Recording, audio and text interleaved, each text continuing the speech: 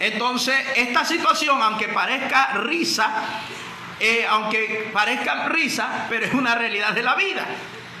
Y es lo que la mayoría de la gente no habla, la mayoría de la gente no dice.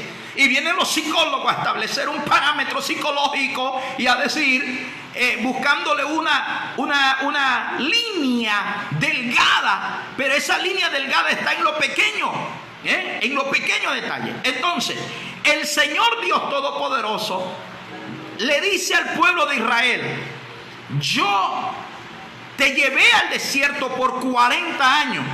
Mire, señores, en el desierto Israel no estuvo por pecado. Oiga esto. Aunque la mayoría de los teólogos dicen que la rebeldía de Israel los mantuvo durante 40 años en el desierto. No es una verdad total. Hay parte de verdad, pero hay parte del propósito. Por eso tenemos que entender, cuando Jeremías 29:4 se atribuye a sí mismo el Señor el éxodo de Israel a Babilonia por 70 años en un cautiverio. Pero el texto dice que Israel hizo lo malo delante de los ojos de Jehová. Pero luego Jeremías dice que Dios se atribuyó a él mismo el éxodo de Israel a Babilonia. Es decir, todo tiene un propósito del Padre. Mi alma alaba la gloria. Todo tiene un propósito de Dios. Entonces, en primera instancia, Dios lleva al pueblo de Israel al desierto por 40 años. Y Él les dice a Israel: ténganlo presente, porque ustedes van a poseer. Van a poseer una tierra. Ahora nosotros tenemos que entender qué es poseer una tierra. Vamos a traerlo al contexto actual. Una herencia, un ministerio, un matrimonio, una congregación, una familia, un carro, una influencia, una posición política, una posición religiosa, un cargo administrativo, una empresa propia, una gerencia en una empresa, una administración en una empresa pública o privada. Tú has tomado posesión de algo que se te otorgó, algo que se te dio. Pero lo que el Señor quiere en el camino es, número uno, que te acuerdes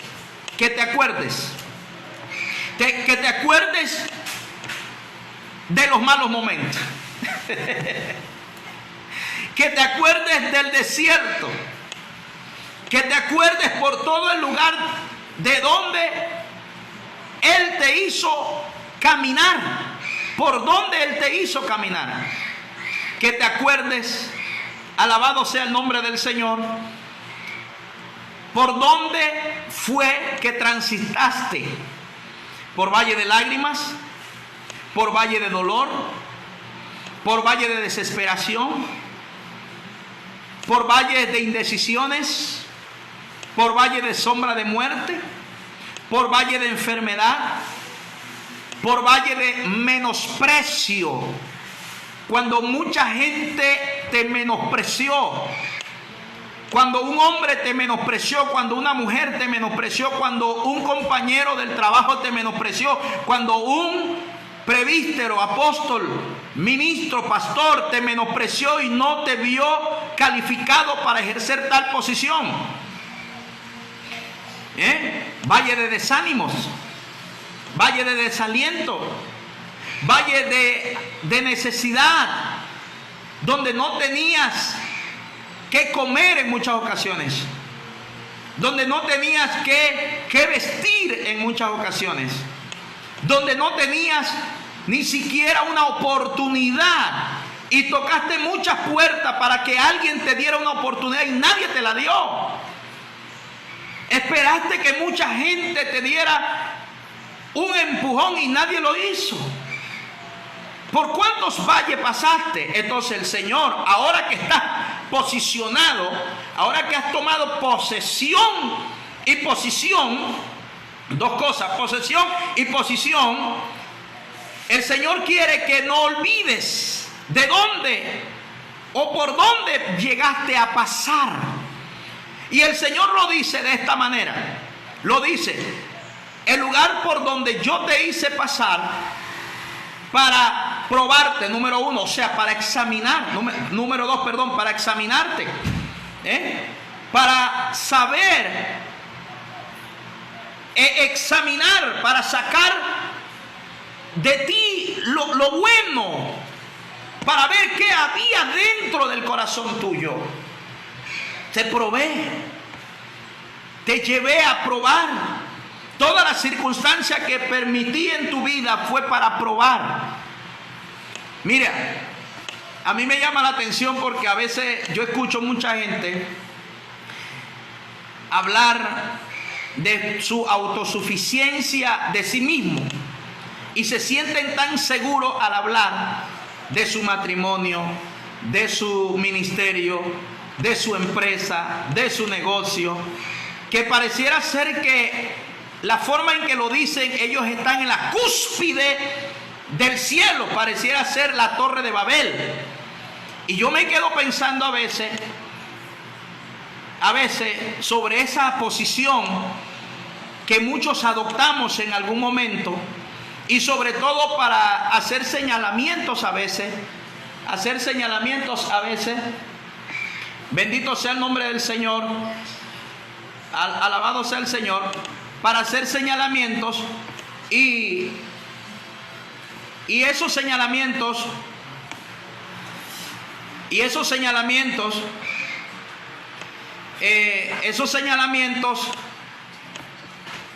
bendito sea el nombre del Señor, a veces nos llevan a nosotros a una, ¿cómo le diría? Estoy buscando la palabra para no hacer sentir mal a nadie, pero a veces señalamos como que nunca en la vida hubiésemos cometido un error. Como que nunca en la vida nos equivocamos. Yo conozco gente que se ha equivocado muchas veces y algunos de ellos nadie lo sabe. Públicamente en los escenarios nadie lo sabe. Pero los conozco y ellos saben que se han equivocado. Ellos saben que han cometido errores. Ellos saben que han fallado. Pero nadie lo sabe.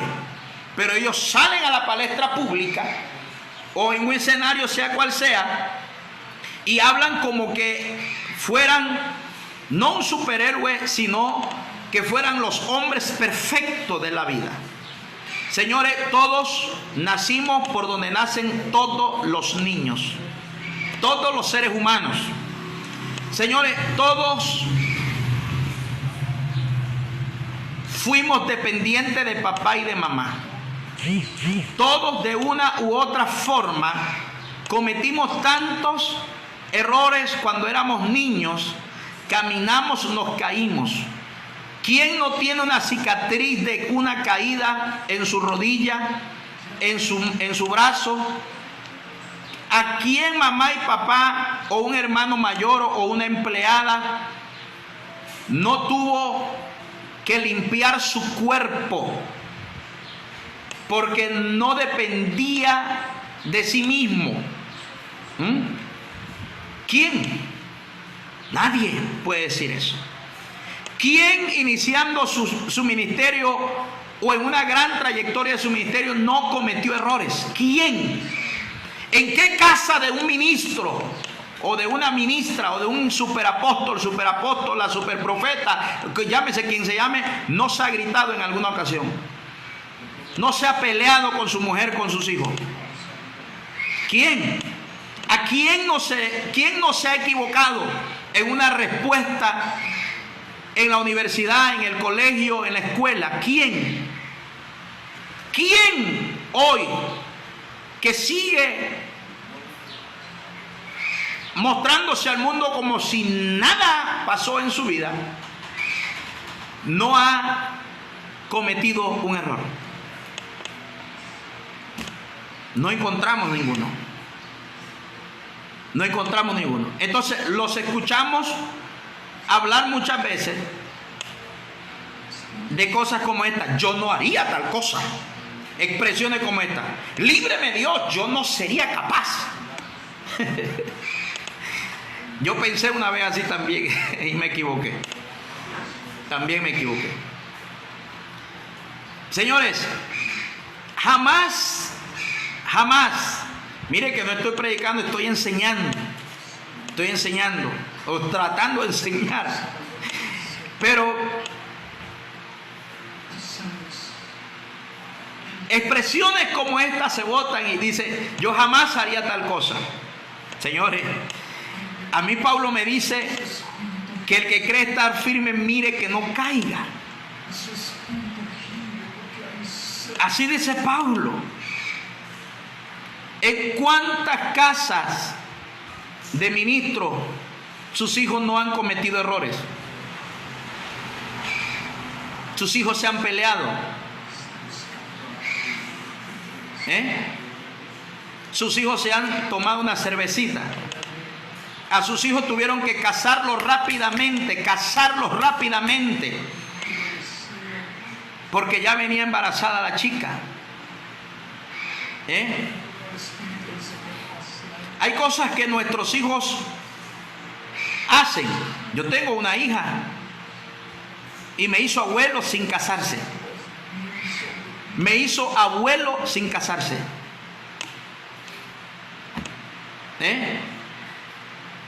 Yo quería casarla. Yo quería que ella fuera virgen al altar. Lamentablemente no pasó eso. ¿Qué puedo hacer? Y cuando estaba embarazada, ella no quería decírmelo a mí. Y no es una hija que vive conmigo. Ella vive con su mamá, con su madre. Y ella no quería decírmelo a mí que estaba embarazada. Lo supo mi esposa. Mi esposa lo supo. Y de una manera me lo hace saber a mí. Y yo, wow. Lloré, me dio tristeza, me dio enojo. Y dije, yo voy a hacer pagar a ese.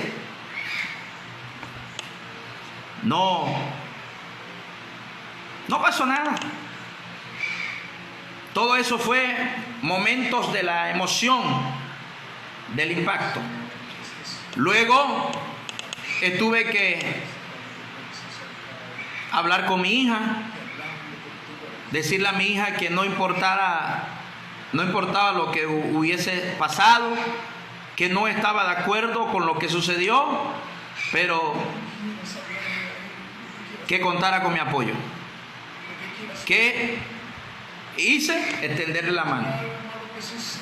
Aquí estamos. Entonces, escucho gente que dice: es que yo no soy capaz. Es que en mi casa no pasa eso. Es que yo jamás haría tal cosa. Es que... Pero la realidad es, mis estimados amigos y hermanos, es que usted jamás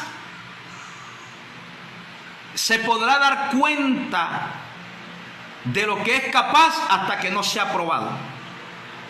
Hasta que no sea probado. Yo jamás sería capaz de robar. De robar. Y no estoy justificando, estoy tratando de establecer un parámetro. Pero ¿qué es el día que tú te encuentres sin comida? Que tus hijos se estén muriendo de hambre. Que tu esposa, tu esposo se estén muriendo de hambre, enfermo, en una cama. Y que has tocado puertas por todas partes y nadie te ha dado la ayuda. Te encuentras en un momento, en un escenario impresionante. Ahí es donde usted sabrá si es capaz o no es capaz. Que usted encuentre $1 millón o 100,000 o 25,000 o qué sé yo, $1, $3, $4, $5, qué sé yo. Pero el punto es, yo jamás caería en adulterio. Pero qué tal si se te aparece una mujer que hace estremecer tus emociones, que hace estremecer tu piel, que hace estremecer toda la estructura que tú tienes? Hasta ahí es donde tú vas a saber si eres capaz o no eres capaz. ¿Qué pasa si se te aparece un hombre, a ti mujer que te hablo, se te aparece un hombre que hace mover el piso, que te hace mover las emociones, que te hace mover toda la estructura que tú has levantado de perfeccionalismo, de pulcridad, de santidad? ¿Qué pasa cuando, si es que eso te sucede? Ahora, ¿qué pasa cuando te tienes que enfrentar a una situación administrativa que tienes que alterar informes? Como también conocí gente que alteró muchos informes, gente que mentía, que alteraba números, que decía una cosa para hacer otra. Y nos tocó ver a esa gente alterando números para justificar el fraude en sus vidas. Y como uno dijo no, otros nadie lo sabe, pero defraudaron miles de dólares, cientos de dólares. Pero hoy salen en una plataforma, en un escenario, apareciéndose como los hombres superiores que están por encima de. ¿Cuántos tuvieron en alguna ocasión que salvaguardar la imagen de su familia, de su casa? Errores que usted sabía que si se salían a la calle pública iba a destruir la imagen suya, iba a destruir su familia, pero usted lo tuvo que esconder. Usted tuvo que taparlo por el bien de su casa. Pero hoy no se acuerda. Hoy no se acuerda.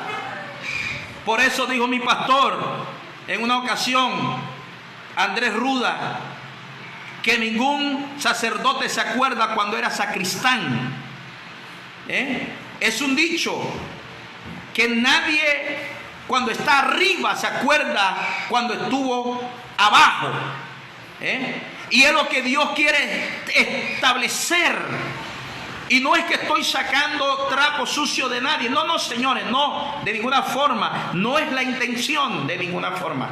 Sino que quiero ser lo más transparente posible y hacerte reaccionar del sueño que muchas veces hemos establecido como Alicia en el País de la Maravilla, cuando hemos vivido falsedades en el ministerio, falsedades administrativas, falsedades con los amigos, falsedades en la empresa, falsedades en los negocios, en muchos lugares, de muchas formas.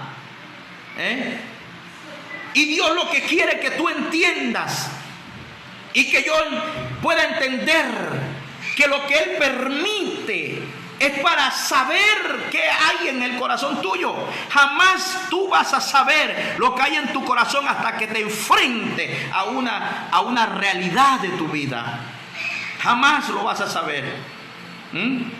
Jamás lo vas a saber. Hasta que te enfrentes a una verdad.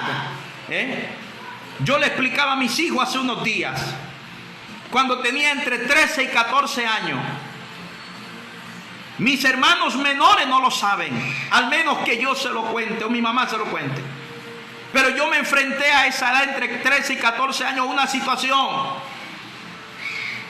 donde no tenía madre, donde no tenía papá, donde tuve que hacerme cargo de mis hermanos, que eran 6, conmigo 7, el mayor, hacerme cargo de ellos y buscar la forma de sobrevivir, de traer la comida, y me iba a trabajar para traerle a mis hermanos alimento.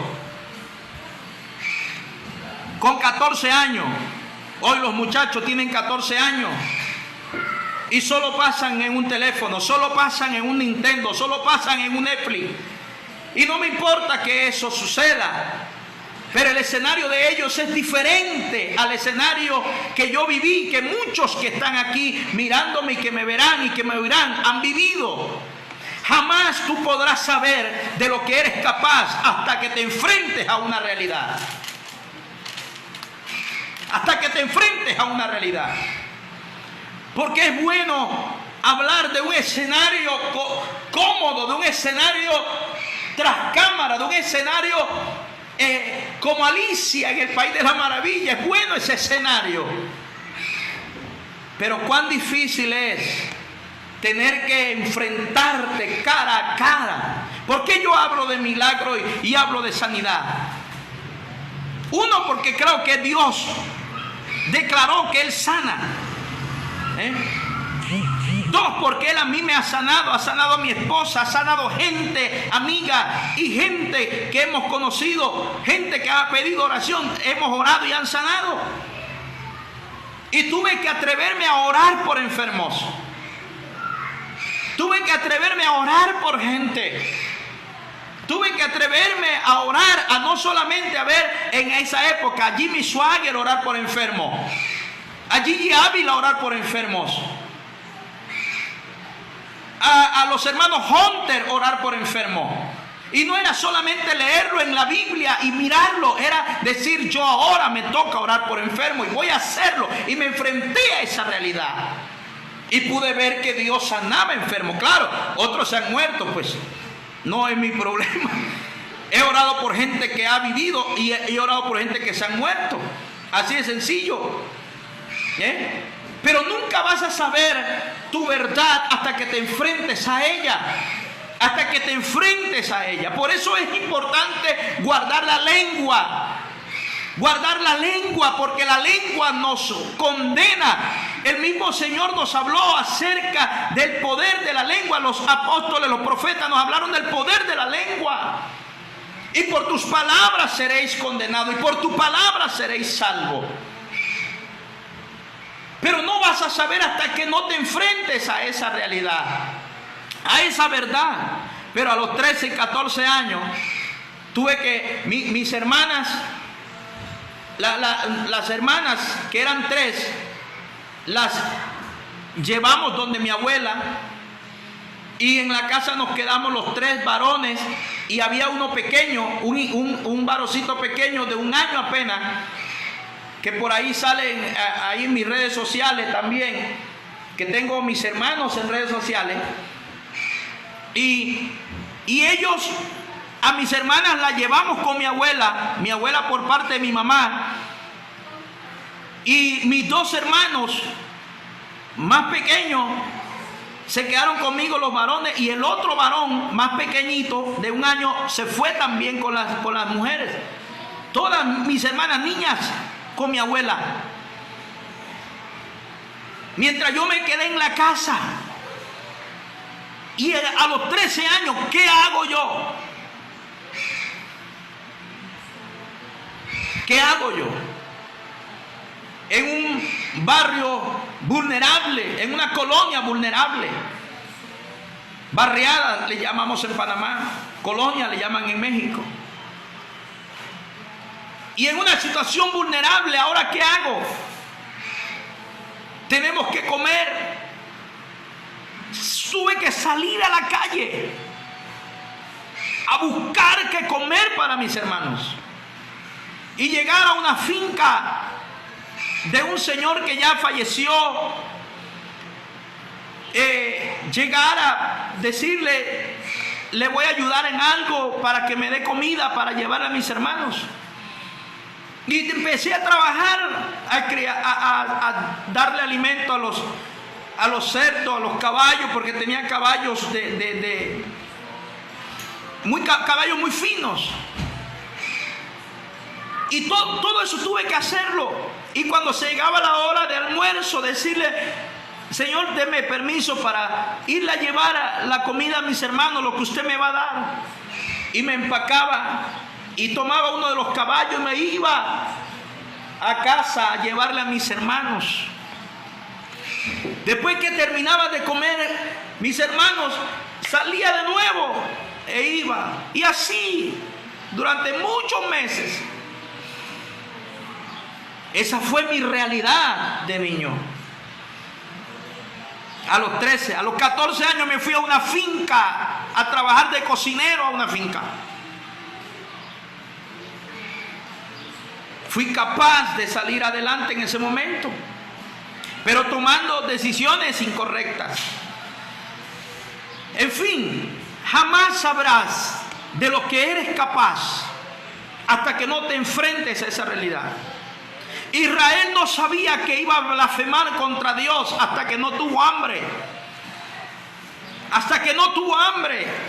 Israel no sabía que iba a blasfemar contra Dios hasta que no estuvo sed en el desierto, hasta que no tuvieron carne.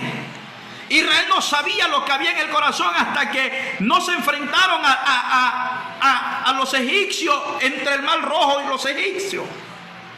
Israel no sabía lo que había en el corazón hasta que Moisés no estuvo ausente de ellos por 40 días. 40 días, señores.